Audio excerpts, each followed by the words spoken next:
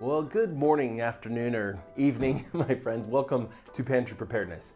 Today I want to show you an easy method to make delicious peach jam. This isn't freezer jam either. This is actual canned, cooked jam that we can store and save a ton of freezer space by not having to take it up with jam.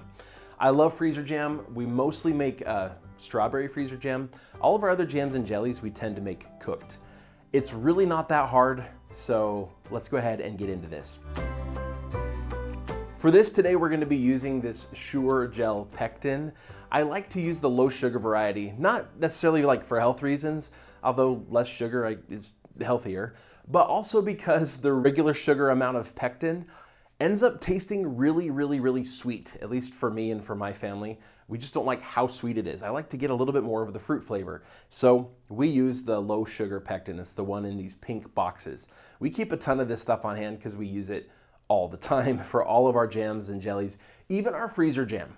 All right, the other thing that we're gonna do is we're gonna use these peaches. We got so many peaches this year, and it's part of the reason that I made a bunch of peach jam. We already canned a ton, and yet we went back for more. Why? Because more peaches continue to ripen, and there are still way too many. And so we're sharing a ton with family and friends. But one fantastic way to use peaches, in addition to just canning the peaches, is to make this peach jam. So let's get into this now. When I make this peach jam, the first thing that I want to do is get everything all laid out.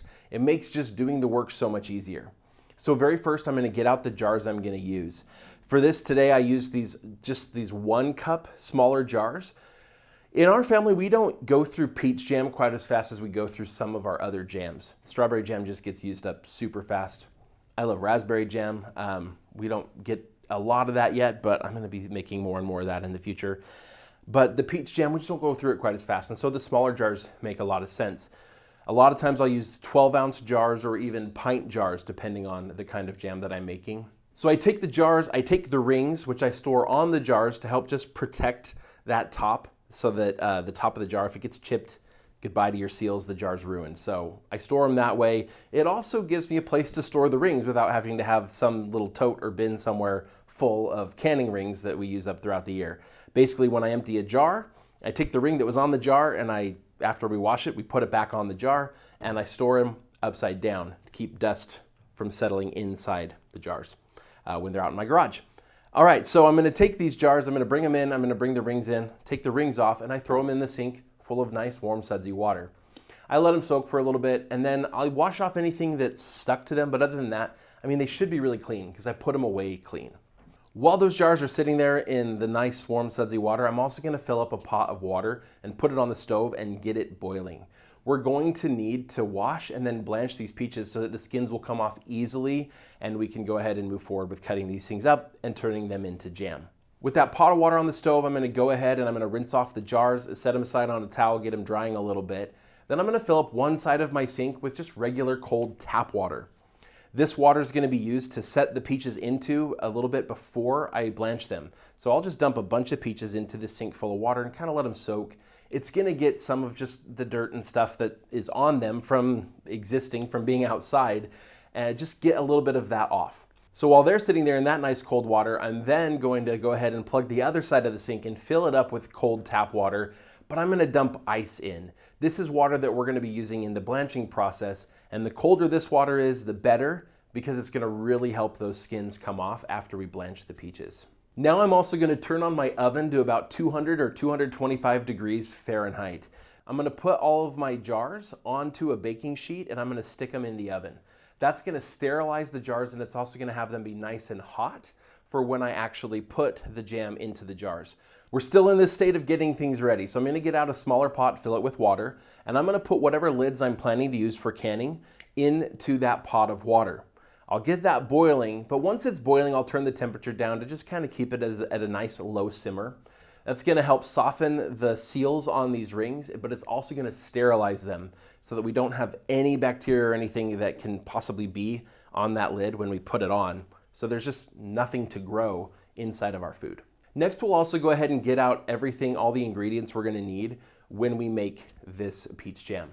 I'm going to want a nice big measuring cup. I like to use one of these big liquid measuring cups. This is a 4-cup liquid measuring cup. I'm gonna use that to put the peaches into after I chop them up so that I know once I have enough for the recipe. This recipe calls for 4.5 cups of finely chopped peaches.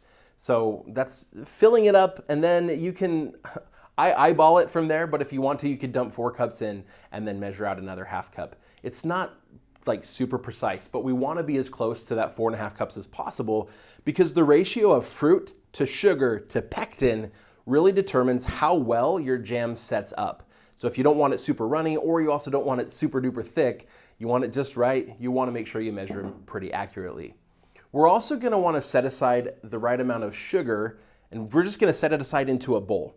The reason for that is when we add the sugar, most of the sugar, we're going to add it to the fruit, and we're going to want to add it all at once. We're going to dump it all in at one time, not be scooping and measuring it out at that time.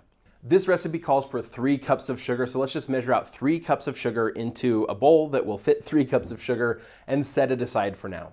We're also going to want a little bit of lemon juice. This recipe calls for 2 teaspoons. That's going to help keep the peaches from browning. We're also going to want a little bit of butter or margarine. I use butter, but that's just because I love butter. Half a teaspoon of butter is going to be plenty, which is a small amount. Butter, those little lines on the butter packaging are for a tablespoon. So we only need half a teaspoon, just a little bit of butter. It doesn't have to be measured exactly, but what the butter's going to do is help. When we start boiling this jam, it's going to create a lot of foam. And it's really easy to spill over if you aren't careful. That foam builds up a lot more than you'd think it would. By putting in the butter, it helps reduce the amount of foam. So I do recommend doing that whenever you're making these jams and jellies.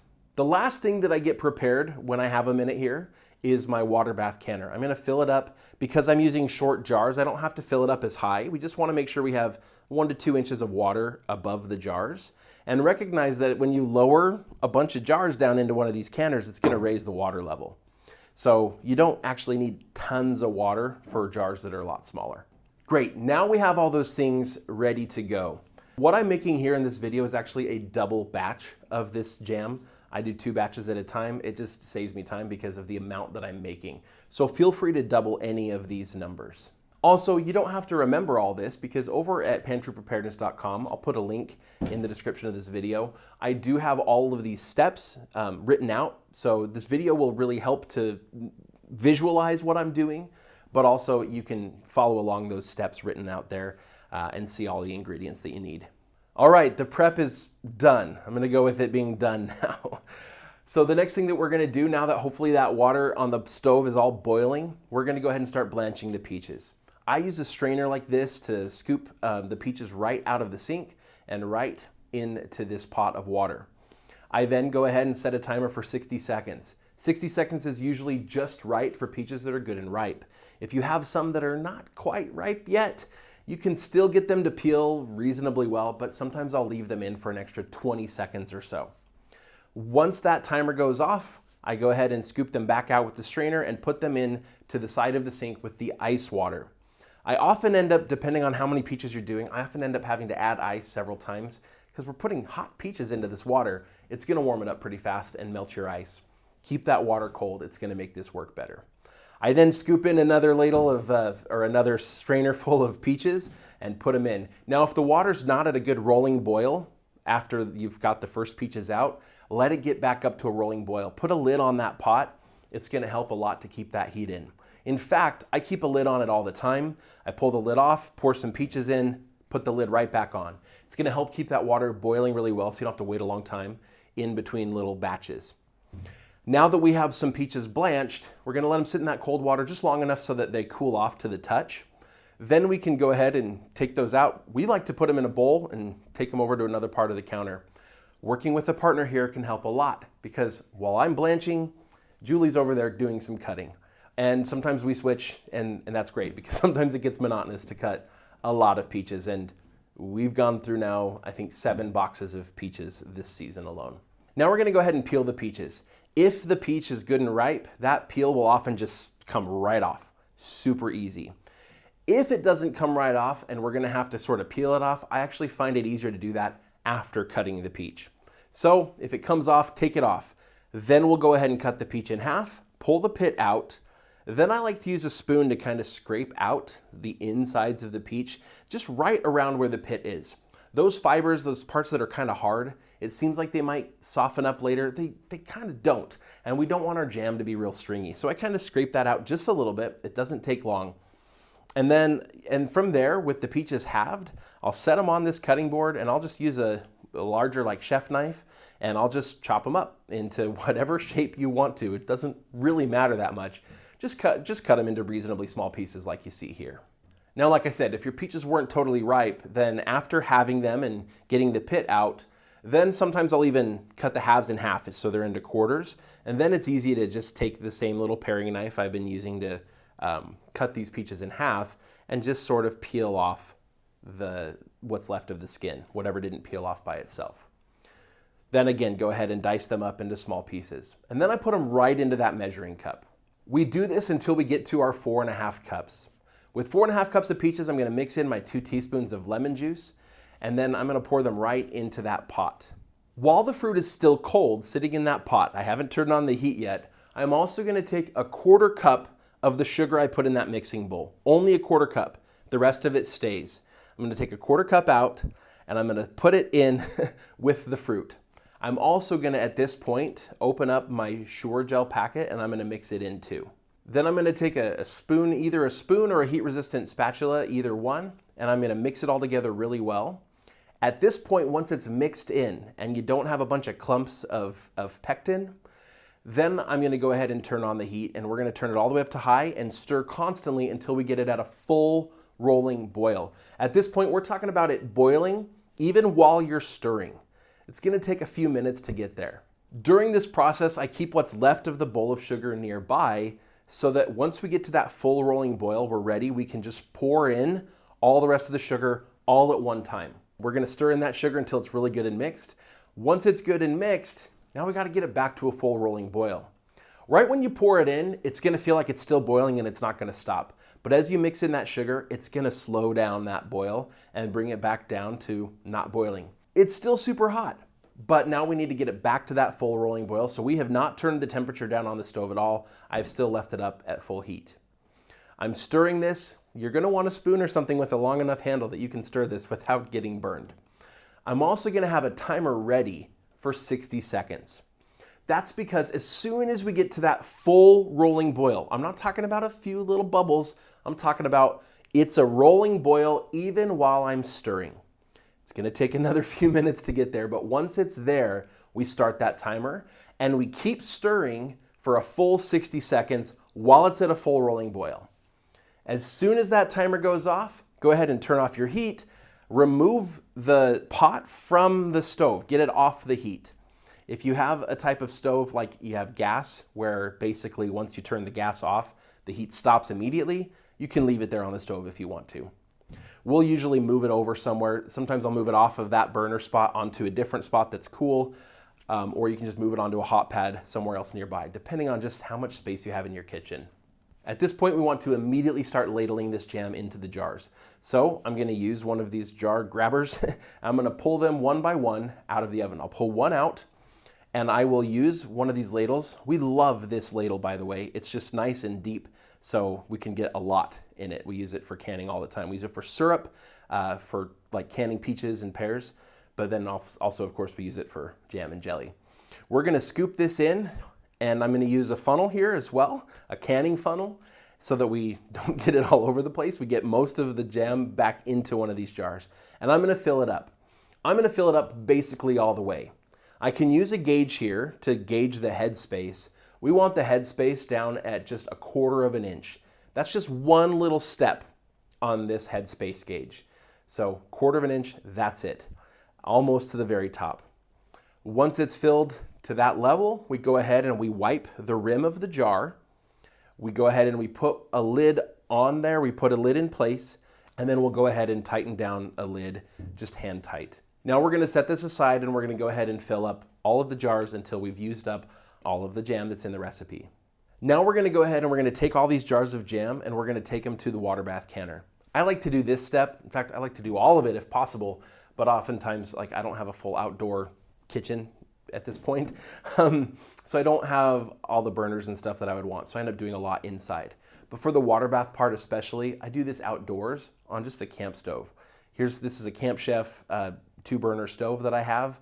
It works really well. It also gets really hot, so it's able to get that water in that water bath canner boiling super fast. We get that up to a really good rolling boil. I set all of these jars on the rack and I lower it into the water bath canner. Now I'm gonna set a timer for just 10 minutes for jam. It's gonna take about 10 minutes, and as soon as that timer goes off, I'm gonna pull these right back out of the water bath canner. I like to just set them on a towel and I let them sit. Once they've cooled to the touch, I will bring them inside. I still set them on a towel. At this point, the jars are usually a little bit sticky and stuff. I just leave them that way and I let them cool. I let them sit for a full 24 hours. The next day, I'll then go and I'll rinse off the outsides of the jars, and then I'll stick the labels on once they're good and dry, and I'll put them away. Now, it's important that you test and make sure that your jar is actually sealed. It's actually super easy. All we need to do is make sure that the lid's popped downward. You'll hear these pop, and they'll start within just a couple minutes of pulling them out of the canner, but you'll start to hear them pop, pop, pop, pop. And if one doesn't pop, then when you push on the top, it'll bounce up and down.